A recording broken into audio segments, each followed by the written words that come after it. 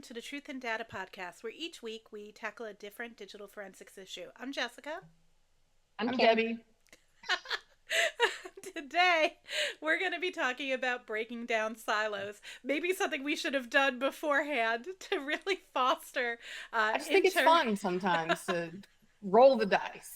I love it. I love it. I love it. But the goal here in this Breaking Down Silos episode is to really talk about both interagency and interagency cooperation and how that can look. So I'll kick it over to Debbie to start. So, I guess we're really wanting to talk about several things in this. So, it's really sort of overcoming those organizational and procedural, maybe technical limitations that sort of arise or that have developed in organizations that prevent people from communicating. Or that prevent, law enforcement agencies from sharing information, Oh my gosh, yes. including digital evidence.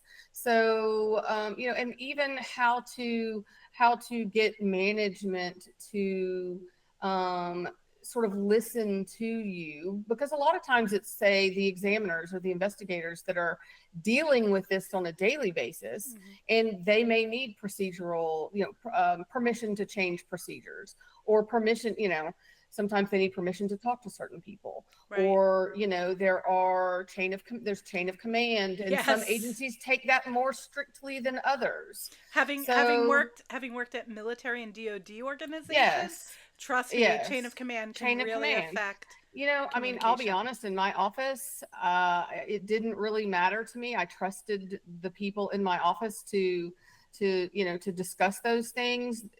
Nobody really needed my permission to talk to someone else. So, anyway, that's sort of what we're going to talk about. Go ahead. No, I think it's great. What I love about this topic is that there are multiple ways to attack it, because some of it is people driven, some of it is policy driven, some of it is technology driven. Right, the Yes, technology to be able that's to a great way communicate, to coordinate. organize this episode. So my thought is maybe we can address each one of those individually and Right, talk about those. Would right. that work? Yeah. All Mm-hmm. right, cool. So let's start with process. Is that fair? Because I think we've all worked in organizations where processes prevented us from being able to effectively cooperate with other organizations. And I'll give an example. Working as a contractor in a government lab, a lot of times we would create tooling. And in order to be able to share that tool with another agency who maybe, let's say the tool is just, we wrote a script to parse an app. So we're not, this becomes a government off the shelf product. But in order to share it with another organization, you need to get an agreement in place, whatever that agreement would be. They're different and different. And without that agreement, you can't share that tool. Now the problem is I, as an examiner, let's say we're communicating on Discord or on a listserv, I can say, oh, I know how to parse that, do this. So sometimes it'd be great if, as an examiner who maybe figured out how to parse something, I could share it with the person I know who now needs to parse that same app. But what would happen is, in order to get the tool sharing in place, you'd have to write a document, and it would have to go all the way to the top of the chain, and then that document gets sent over to the other side and has to go all the way to the top of the chain. So now you might be talking about, I don't know, 30 days to be able to now share that tool. And in some instances, that is just way too late, to be able to, for the information may no longer Right. be of intelligence value or forensic value by the time that tool is Oh, shared. that makes so much So, sense. so this is like something just that I've experienced in terms of process, that you understand why you have to have these agreements, but how can we make those things more mutually exclusive? And there have been progress and things in those areas, but it's just an example of something I've ran into. Yeah, that's also kind of goes along the lines of um, where sometimes when agencies do try to have a lot of interagency cooperation, like in terms of, say, task forces, where you have Mm-hmm. several different agencies that are working together, they oftentimes do have some some type of, again, documentation Agreements. varies, but Yeah. yes, some type of an agreement that's in there, but they're oftentimes very specific, and they may not allow for, maybe it's not an information share, uh, maybe it's only a matter of space, physical space that they're sharing. Maybe it's, there may be various reasons why they have agreements, but it needs to be, they have to be very specific oftentimes in terms of what it is that you're trying to share. So just because there Mm-hmm. is an agreement in place doesn't necessarily mean that it says what it needs to say in order to do whatever it is. It may be a matter of sharing tools, like you said, or it could be sharing information, which, Right. that may be a whole different situation. So yeah, it does make it difficult for folks that are kind of on the front line of the ones who are doing the work, in order to be able to know when it is okay, or when, you feel like that you have these good relationships oftentimes with these other agencies, but then is there something that's, standing in the way for this, and then how many levels up do you need to go in order to Right. actually get that, get that approved, or get that, you know approved, in order for you to do whatever that is. So, and I know Debbie, so just for those who may not know, so Debbie was a sworn officer within GBI, Georgia. And so you had civilians, though, that worked underneath you, I right? did. So in your laboratory, so if you had folks that were doing examinations that you said, okay, hey, I'm good with you all communicating, you can communicate with whomever may need to ask you a question or whatever needs to happen here. Some agencies aren't like that. Some agencies, if you have a sworn officer, or even any kind of a supervisor, that chain of command is exceptionally adhered to. Yeah, I do know And that is probably most agencies. Yeah. and that is oftentimes very difficult in order to, um, so then you may have several levels of folks that you need to convince of why it is important. For it may even be just trying to purchase something or whatever that is, Right. but you may have several levels that you've got to go through in order to get whatever accomplished that you're trying to do. Yeah, I So when mean, we go oh, go ahead. ahead. I worked in a lab where we had contractors and government, very similar to civilians and sworn. And what would happen is as a contractor, everything had to go up to our government lead, and then government lead to go to another team. So I've seen these. Well, I've worked in labs where we were able to break down these walls, and I've worked in labs where, in order for me to talk to somebody on the computer forensics team, because I was on the mobile forensics team, I had to get permission. My Govy had to talk to their Govy to determine that we could communicate about a particular case. But I've also worked in labs where that was no problem in any communication within. But I'm saying that sometimes it's not even sometimes it's not even interagency cooperation. Sometimes it's intra-agency cooperation, and even communicating with people who are working on the same case as you but different media. But then I've worked other places where they do effective tiger teams and they do effective joint operations. I've also worked a lot of cases where I had multiple customers.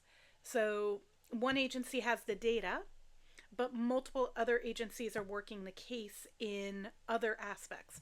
So I'll make up a fictitious example, but let's say you have someone who was dealing in multiple bad things. So they were trafficking in drugs and in weapons. Now I may have the DEA asking me about the drug portions of the case and the ATF asking me about the weapons portions of the case. And so they have completely different goals, but I can't tell each other about each other's questions. And I can't use the information I get from the questions from one to inform the report of the other. So I actually had to keep that information siloed, even though it was the same case. And so, and that's a fictitious example, but you can extrapolate that can happen a lot when you're working a case that multiple different agencies are trying different parts of the case. So I actually understand, and procedures and processes are in place for a reason. Absolutely, absolutely. And so I'm certainly not implying that we, just don't burn the ship down. No, yeah, no. yes. But I do think sometimes processes can get in the way. Yes. And as technology changes, processes have to change. I have looked at processes of my own agency as well as agencies of others where they are completely, they haven't been updated in 8 years related to technology. And it's talking about a whole host, a whole variety of things. And I do think that in law enforcement, updating processes is boring, and people, it's a task no one wants to take on. And so, but with technology, there were outdated terms, there were out, so making sure that the processes continue to fit the mission and what we're trying to accomplish is certainly an important thing. And once that's done, then like you're talking about talking to people on your same team. I Oh, on and I other teams in yes, the same organization. Yeah. yes. So, but I think you bring up a great point that one of the things we can do from a policy perspective is review procedures and agreements often.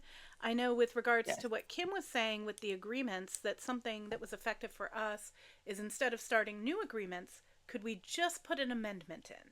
And sometimes Right. amending an agreement, depending on, again, what type of agreement it is and what your counsel is and blah, blah, blah, that and that's the official term, blah blah blah, that amending an agreement or adding an appendix to an agreement sometimes may be a more efficient process and an easier pill to swallow, or maybe would require less paperwork than starting Right. anew. And I think that that's really important. So if you already have an agreement, maybe to share one tool with your partner agency, who, and how frustrating is that? You're in the same space, like Kim's saying, you could be in a task force space. You're literally in the same room, and Joey's got a tool, but Sally can't use it. And it can be extremely frustrating, but that's when we can't. The big thing is to not just let it be and be frustrated. The thing is to try to affect change from where you are. So, my question to Yes. Kim is, how do you manage up and affect that change? So I think there's several different things that you have to do. First off, I mean, of course, you're going to want to try to abide by whatever chain of custody, excuse me, your chain of command that you have. Your chain of custody, your chain of command, same thing. You're going to want to try to abide by that as best as you possibly can. In order to be able to do that, oftentimes you're going to have to be able to explain very well to whomever it Yes. is in a way that that person can then go and explain to further folks, Right. or even to explain and say, hey, if you want me to just do a quick write up of an email for you, or let me do the legwork here for you so that you can share it with whomever you need to and pass it on. Can I Tell make me you what some I can do. slides? Yeah, Can I make you yeah, some yeah. slides? Make the offer. Can I make you Yes. some slides? That makes all the difference, because maybe the reason they're not going to argue it is they don't have the time to produce the content. Or Right. the complete Oh, understanding. true. If you're Absolutely. talking to a leader, a police executive, a supervisor that maybe doesn't have the same technical Mm-hmm. knowledge that you do, and they aren't going to understand or be able, much less be able to explain to somebody higher 100%. why this process needs to be changed, or why, so I Like guess we that's to your often point. Yeah, so like we often say though, on many things, is talk to people on the level of things that they understand. So, for example, if you are working internet crimes against children cases and you're able to, share with, perhaps it is someone who is in some type of a leadership position, and you're able to share with them, you know what, here's how many people that we, have on our list. Here's how many targets that we have on our list in your county, and Right. share things like that with folks that Yes. are shareable information, that you're able to say, hey, look, this is in your back door for people who don't necessarily think that a problem is theirs. And then if that executive has a couple of young kids at home, guess what, you may end up with a few extra detectives in your group, or That's you may great. end up Make the with data some more relevant. funding toward what you need. You may end up with some easier approvals for what you need. Who knows, right? But it may help folks to understand, look, this isn't just a problem that's out there that may not, you may think doesn't affect you, and it may not affect you exactly, but it's all around you from a personal perspective. It's always a struggle to to explain how massive a challenge is. how massive a problem is, or how, because I struggle every day trying to find the words to describe how massive the increase in cyber tips is. So, but getting someone to understand why something is a challenge is, it's related to them. What you're basically saying, Kim, is related to them. So one of the points that I think I want to make, though, is if you are an examiner or an investigator and you feel as though something needs to change, whether it's a policy or procedure or a workflow, or there's a tool that you would like that would help things, move more efficiently. I hear a lot of people say, well, I mean, why would I ask? Like, why would I make the time to do that? Because if you don't, they don't often know. A lot of executives or leaders they won't know unless you tell them. Right. If you And don't you ask the question, then it's a Yeah, no. exactly. And your suggestion of, developing a PowerPoint or developing a proposal, or, that has written reasons why, and some research is a great option, a great suggestion. So I got to ask you this, since you've sat on your side of the fence and I've been on mine, is Mhm. in our roles here, I would have been a civilian working for you. What if I encountered some type of a situation where I really needed something, but you weren't listening? Right. What is a good strategy for someone? Because what if you do live amongst those very strict rules of not being able to circumvent the chain of command? There's a lot of, we've always done it this way, so why should we change? In law enforcement, That we've is the always done it this quickest way. way to kill Yeah, anything. it This is the way is. we've always done it. Yes. So the number one thing that I find, because right now we're talking about managing up, and the most effective way I've found to manage up is if you can make that person look good. So I've found if you can take what you need done and demonstrate how it would make them look good to their superiors, that they're most active to listen. And I know that sounds really You're not bizarre, wrong. but that's what That I've found most effective in my career. I don't think that ever crossed my mind, but you're not wrong. I personally, and this is not the question you asked, Kim, but I personally would always want to listen to somebody that came to me and said, we need this, because it is my responsibility to make sure that they have everything that they need. But, I absolutely agree with Jessica. But also making it easy for them, trying to 100%. make something easy for them, and maybe present it in a few different ways. Be prepared, which we've talked about on other podcasts as well, but be prepared and present a written argument, whether that is, it doesn't have to be elaborate, but if it involves the challenge, how you see that as, what the solution to that challenge is, how much that's going to cost, what the other options are, like there are, and present that to them almost in a way where if they need someone else's approval, that they can use that. That's But exactly right. If you yeah, just talk to them about an idea, it's going to seem insurmountable. If you can give them, the other thing I would say is to introduce case studies of other organizations where this is working. And so, what I would do is I would present, hey, this is what I'm thinking. This would really improve our processes. And I think it would be fantastic if at the next quarterly meeting, you were able to demonstrate a 4x growth of our ability to process cases. And if we introduce this tool, this methodology, I think this could be efficient because through one of the organizations you support me to be a member of, IASIS, HTCIA, whatever, I met an examiner who I know is using this in their county. This is their county's progress that they made with it. And I would love to be able to demonstrate that.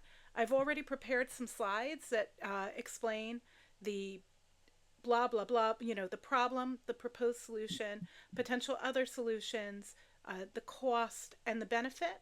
And I can send them to you if you want to have them for a presentation to Captain John Smith, right? And I think if you take that approach, which is kind of a combining what I had said and what Debbie had said, and you give them the material they need, you frame it in a way that they're looking good, and I just think it would be amazing if at the next quarterly you're able to share that 4x growth, because I know that that's what this other agency saw. Now you've given them case study, you've given them the data, you've given them, the research. You just give it all to them and prepare them for it. They're more likely to move forward. I had a supervisor years ago. If he listens to this, he'll know exactly who he is. And he said to me, he probably won't, but I don't know. Well, he used to tell everybody, he was like, don't give me a problem without a solution. Absolutely. There's a lot of supervisors like that. As you were talking, I actually remembered I had to do exactly what the question was that you asked, Kim. I had to go to my supervisors who did not understand our challenges. And so I took over that office in October of 2013. And the entire time we needed more people. Now, they staffed our office very like with a lot of agents compared to other GBI offices. So we already had more agents than a lot of offices, and digital forensic examiners, but we still needed more. I viewed my job as to at least make the argument. So, probably in the 8 years that I supervised that work unit, we did increase our agent pool by 4 and our digital forensic examiner by 4, but that took 8 years. So I guess another point, though, would be to be patient and persistent. And if you truly need something, or if you truly feel like a process change would help, or to make your arguments, be patient, keep making them, and eventually, I think also the realization that supervisors are prioritizing a variety of different things. Right. While I was like, this is the most important thing in the entire bureau, but I was only talking about my office. They are also having to prioritize 25 other offices, listening to what they need. And then it's their job to prioritize for the entire agency. So I think sometimes a realization of that as well. But I would, persistence may be another, not being a nuisance, but Debbie, I have a question. By the end yes. of those 8 years, was 4 more enough? Or had the No, program grown so exponentially that now you were just at the no, same point that you were in 2013 in yes, relation to people to data, right? So it really didn't yes. meet the need. So No, it did yeah. not meet the need. But we were also told that people will never entirely solve this problem, and No, I I agree. believe that. So So That maybe doesn't we mean don't try. so no, maybe, so exactly. maybe we move into technology now. Okay, Maybe that's the perfect segue. I think it How is. I think I agree. How can technology help us in solving the problems of interagency communication? What kinds of technology have you seen? What kinds of technology do you wish you had in your organizations to help with interagency communication? Do you, within organizations? Inter, Yeah. inter, Sure. Yeah. Yeah. outside. Yeah. So I think one thing that's huge is, in terms of technology, is there are several different, um, there's different agencies that have opportunities for allowing access to various systems. So oftentimes that's going to be a great way for agencies to work well together. I mean, um, uh, in general, but oftentimes, again, getting access for folks who need access to something to be able to see and to share information on some, very privileged databases and systems gets to be quite of a challenge. But oftentimes, if you are able to do that, then definitely it is, just um, I mean, Debbie, in law enforcement, how many different databases there are, that there are federal databases and there are state databases and on various levels, and to let other agencies to be able to, maybe at least they're allowed to query data and not necessarily add to it, or that oftentimes, I think from a technology perspective, because we deal so much in information of what somebody needs, you need more details than what oftentimes you can put your hands on quickly. And I think that is definitely a helper. Um, So, something that I know is the amount of reliance on sharing images by shipping them around is really inefficient. There are images being shipped by mail. There are images that are being even within agencies, sharing data can be quite cumbersome, especially if you're in a statewide agency or an agency with multiple offices. And, I think that in that aspect, there is great technology in terms of cloud storage that could really be being used more efficiently. And I think that could be a real help. I think in terms of democratizing review of data, there are a couple, I'll say couple, not a lot of, there are a couple of systems that allow for web based review where maybe you don't have to be to the investigator or to the prosecutor or to the other side, the defense counsel, whomever it is, be sharing an entire image or an entire data set, or especially with non technical stakeholders who may have information about the case and be able to provide insight, being able to use a platform where somebody can log in. Yes. Previously we used to share things like, X or Y's reader or Celebrate portable, Celebrate, I mix them all up. X or Y viewer, Celebrate reader, Axiom portable cases, sharing these around on disk. And one of the problems we would run into is that the people who were receiving these, who the attorneys or the investigators who we were relying on to give us contextual feedback, literally didn't have permissions to run those tools. So even though we were giving them the whole tool, their computer On couldn't their handle it. own computer. On their Yes. computer, their machine couldn't handle it sometimes from a technical perspective, and a lot of times they didn't have the rights to run it. Like they couldn't actually run an executable on their machine to prevent them from, getting malware, etc. So when you turn something into something where now you can use a web browser to access the data in the Yes. case and also have more collaborative environments where interagencies can share. People are given a log on.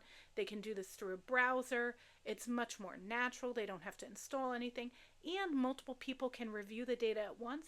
That is an immense capability builder This for is what I was, collaboration. yeah, this is what I was going to talk about as well. Oh, I good, couldn't, good. one of the things that's needed so much is for law enforcement to be able to share their case file with a Yes. prosecutor, as opposed, as opposed to printing it out, or, you know, people are still doing that, Oh, printing I out am well entire case aware. files. I am well aware. So, being able to have a system in which the prosecutor could log on and access whatever we had given them permission to access, Mm-hmm. click this link, you'll get the case, it'll take you, log in, and it'll take you to the case file. And Oh my these God. tools That would exist. be amazing. You know, Yes, I that's not a hard app. It's it's not a these tools exist. Sometimes what's preventing these tools from coming in is actually policy, because a lot of these tools then wind up being cloud hosted, and so right. so you have this overlap now. But the point is that there is technology out there that can enable collaboration. I would say another issue is even just intake case management, being able to submit a request for a case and where it gets sent and where it gets tracked, because the submitting agency is not necessarily the agency doing the work.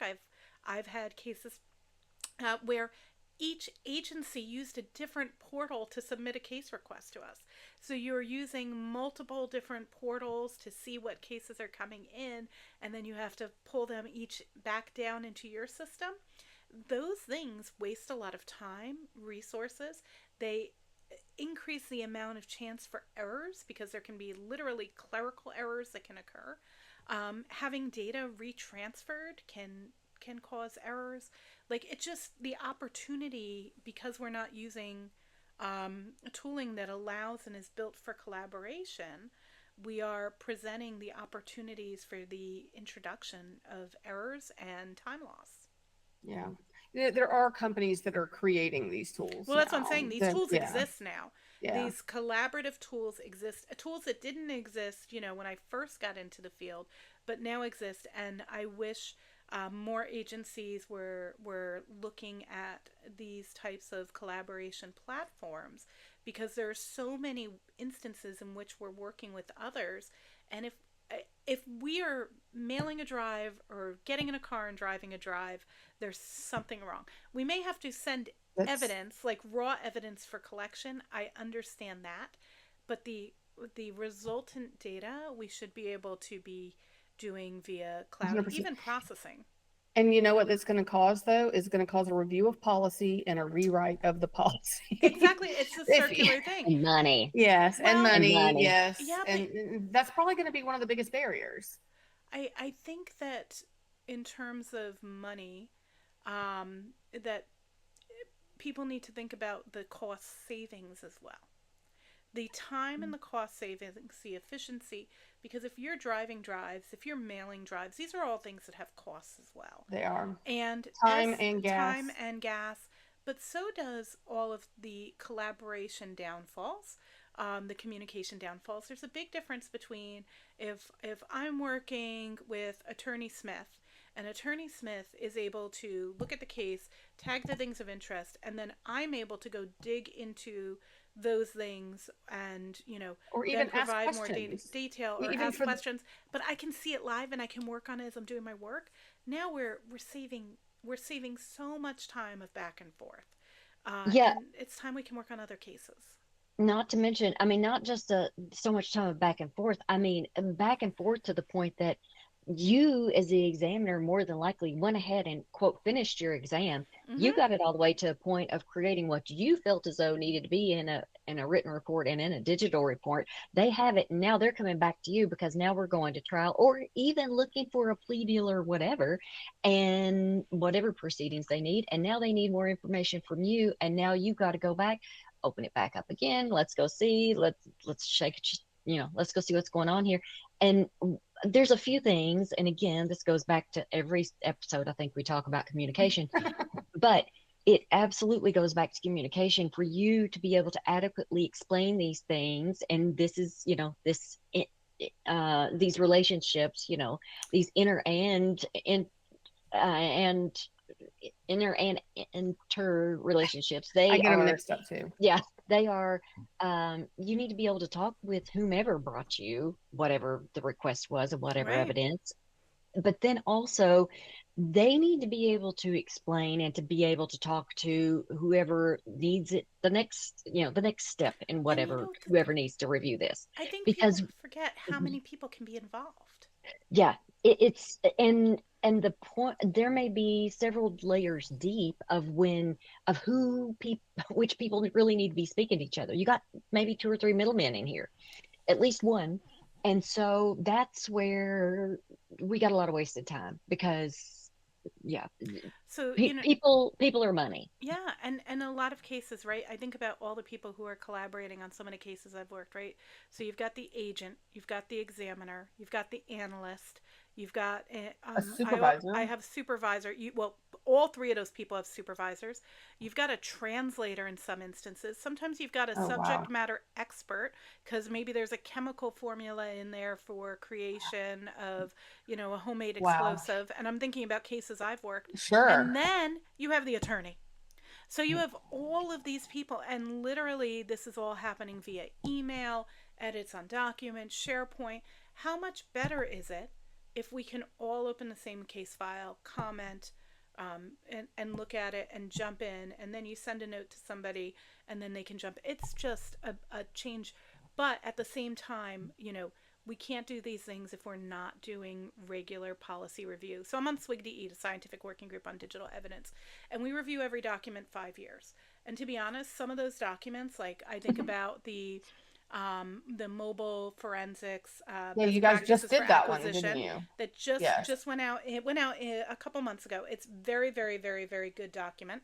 But if I look at that document and a document from 5 years ago, I am telling you, well, actually, it wasn't even 5 years. We wound up reviewing it early. But the previous document, well, no, we started reviewing it early, but it took us 2 years to write it. But so the 2020 versus the 2025 document, it sounds like we're talking about a different science because the technology around phones has changed so much. In 2020, there wasn't AFU and BFU.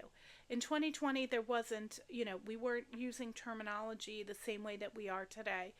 Just, we didn't have to worry about reboots. We didn't have to, they're just things that did not exist and did not have to exist in the process.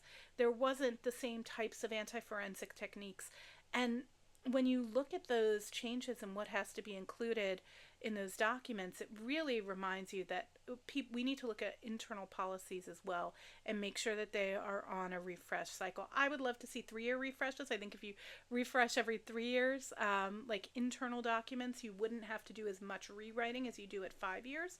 But also, something to note when you're writing documents, you should write documents with enough leeway to allow for natural changes.